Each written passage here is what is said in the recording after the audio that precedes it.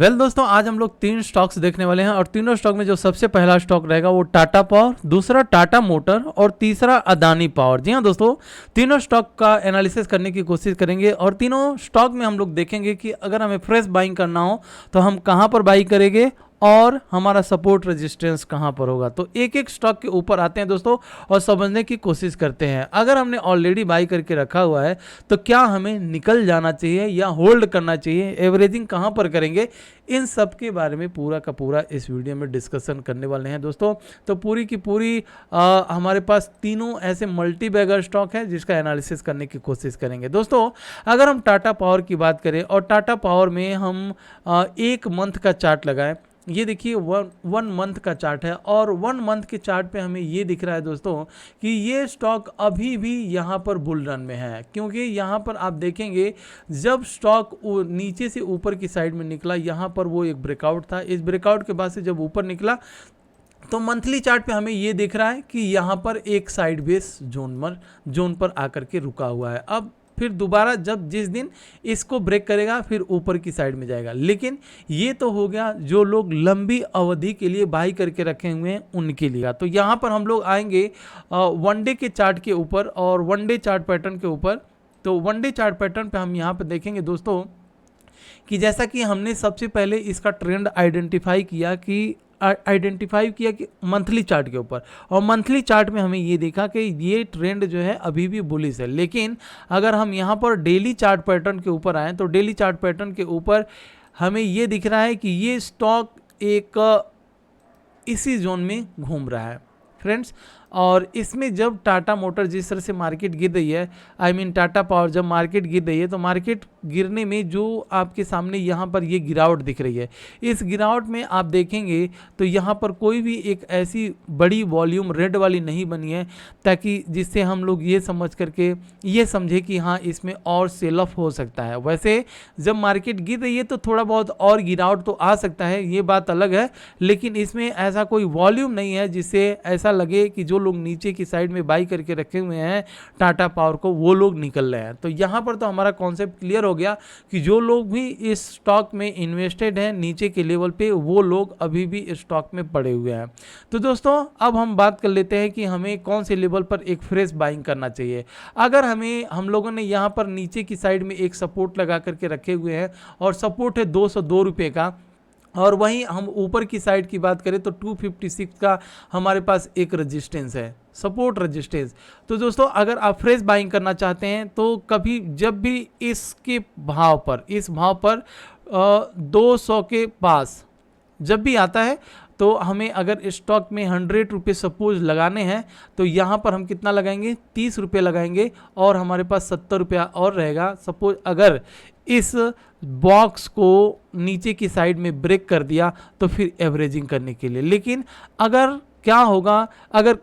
Suppose ये नीचे ही ना आकर के ऊपर चलने लगे तो हमें कौन से लेवल पे फिर से बाइंग करना है। तो दोस्तों उसके लिए 256 के ऊपर जैसे ही ये स्टॉक निकलेगा तो फिर ये अगेन बुल रन में आ जाएगा। तो 256 के ऊपर हम लोग कितना लगाएंगे, 50 रुपये लगेंगे और 50 रुपया जेब में रखेंगे। उस 50 रुपये जेब में क्यों रखना है यहाँ पर थोड़ा हम समझेंगे, क्योंकि आपको ऊपर की साइड में यहाँ पर जाकर के एक रेजिस्टेंस फेस करने के लिए मिलेगा और इस रेजिस्टेंस को जब ब्रेक करेगा तो ऑलमोस्ट अपने ऑल टाइम हाई या 52 वीक हाई को ब्रेक कर देगा और वहाँ से एक अच्छा खासा प्रॉफिट भी दे सकता है। लेकिन नीचे की साइड में अगर हम लोग करेक्शन देखें तो एक अच्छा खासा कम से कम 10-12% तक का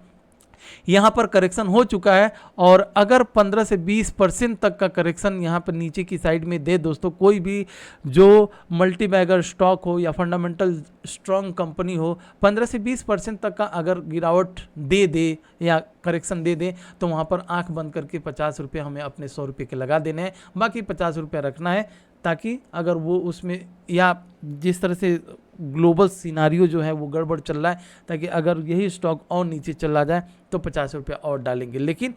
कभी भी 100 रुपये नहीं डालने हैं। तो ये तो हो गया टाटा पावर का। अब हम आते हैं टाटा मोटर के ऊपर दोस्तों। टाटा मोटर का अगर हम लोग मंथली चार्ट के ऊपर जाएं तो मंथली चार्ट में हमें ये दिख रहा है दोस्तों कि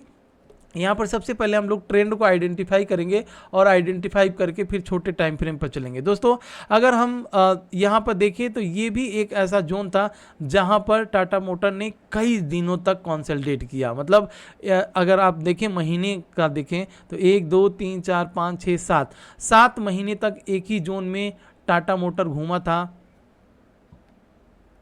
उसके बाद से फाइनली ये ब्रेकआउट हुआ था। ब्रेकआउट होने के बाद से एक अच्छा खासा प्रॉफिट दिया हुआ है। तो फिलहाल अभी ट्रेंड अगर हम लोग देखें तो ट्रेंड जब तक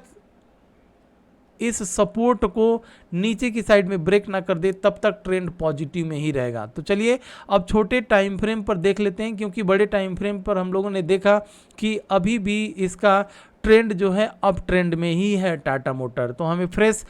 कौन से लेवल पे बाई करना है उसे हम लोग समझ लेते हैं। तो अगर मैं वीकली चार्ट के ऊपर आऊं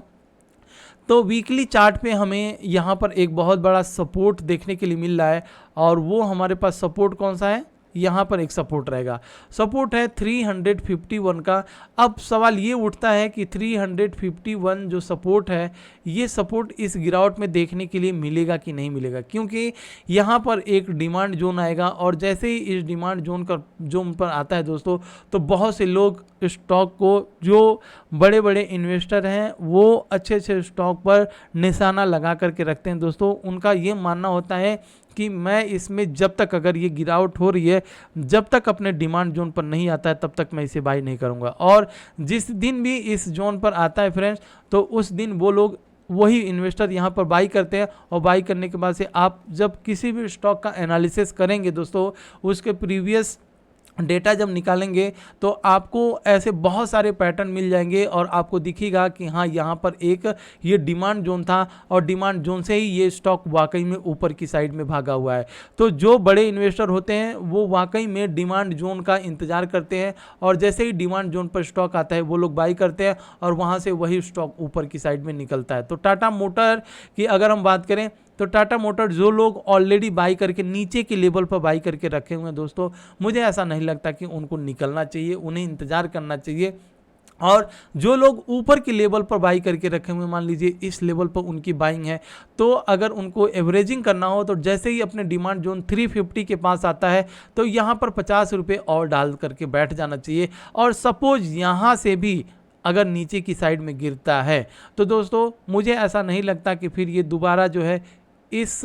जोन के नीचे आ सकता है। वैसे ये स्टॉक मार्केट, इसमें कुछ भी नहीं कहा जा सकता, लेकिन फिर भी जो स्टॉक का फंडामेंटल, जैसे टाटा के स्टॉक को हम लोग देखने जा रहे हैं तो टाटा के स्टॉक में हमें ये नहीं प्रेडिक्ट करना है कि नहीं ये कंपनी जीरो बन जाएगी, टाटा मोटर जीरो हो जाएगा, ऐसा हमें ये नहीं सोचना है। अगर हम ये इस तरह से सोचते हैं तो फिर हम किसी स्टॉक पे पैसा नहीं लगा पाएंगे, और अगर हम किसी स्टॉक में पैसा भी लगाते हैं और वो स्टॉक थोड़ा बहुत नीचे आता है तो हम डर करके निकल जाते हैं, हम हमेशा लॉस ही बुक करते हैं। क्योंकि स्टॉक मार्केट का रूल है, आप जहां पर भी एंट्री करोगे दोस्तों वहां से थोड़ा बहुत नीचे आएगा, और आप थोड़े बहुत गिरावट से डरते हो तो जाहिर सी बात है कि आप अपने पैसे को लूज करते चले जाओगे। तो यहाँ पर टाटा मोटर 350 के पास आता है तो एक फ्रेश बाइंग भी की जा सकती है,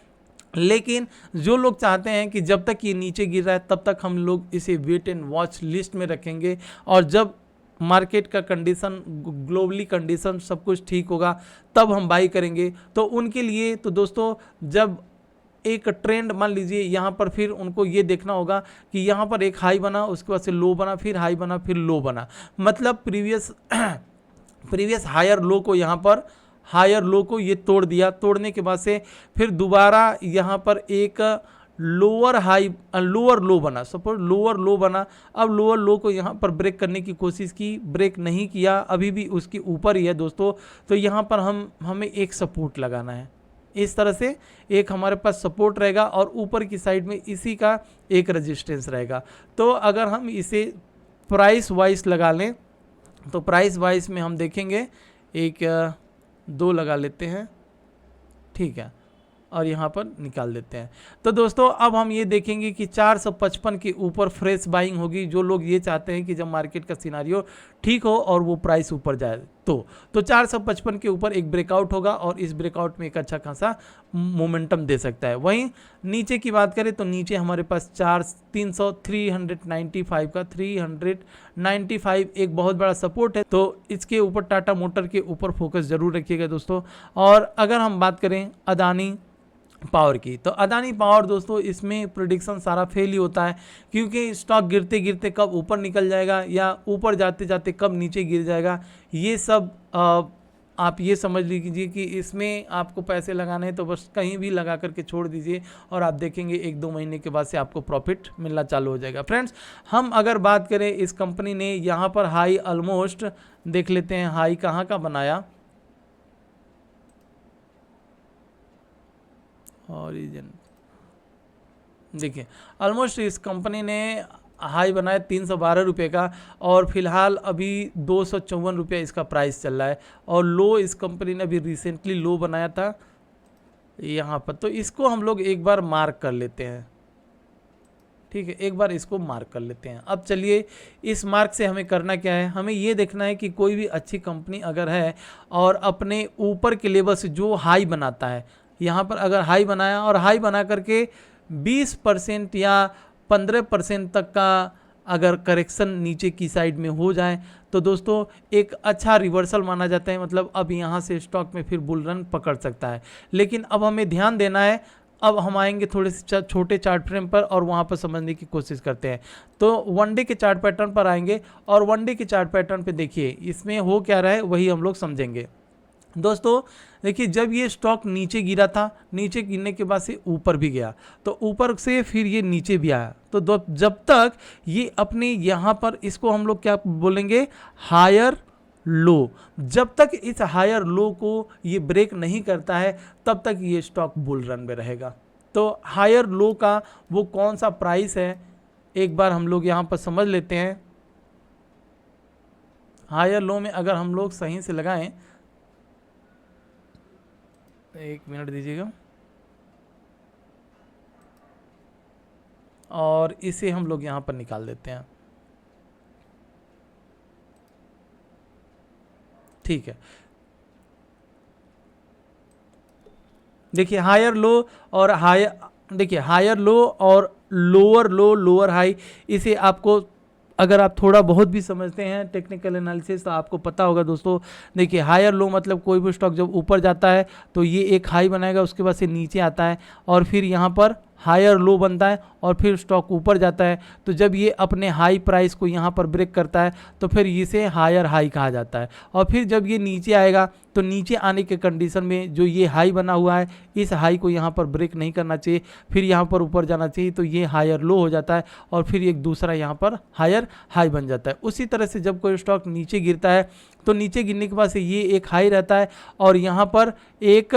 हाई रहता है, यहाँ पर एक लो बनता है। ठीक है, लो बनने के बाद से जब ये ऊपर जाता है दोस्तों तो फिर ये अपने हाई को यहाँ पर ब्रेक नहीं करना चाहिए और फिर यहाँ से जब ये नीचे गिरता है तो इस लो को ब्रेक कर देता है और फिर यहाँ पर लोअर लो बनता है और फिर जब ये ऊपर जाता है तो फिर इस हाई को ब्रेक नहीं करना चाहिए, तो यहाँ पर एक लोअर हाई बनता है। ठीक है, तो इस तरह से फिर ये नीचे गिरता है। तो उसी तरह से अगर ये स्टॉक यहाँ पर एक हाई बना, हाई बनने के बाद से एक लो बना, तो ये इसको हम लोग हायर लो कहेंगे। और जब ये ऊपर जाता है स्टॉक फ्रेंड्स तो यहाँ पर एक हायर हाई बना और हायर हाई बनने के बाद से जब ये स्टॉक नीचे आता है तो जब तक ये इस हायर लो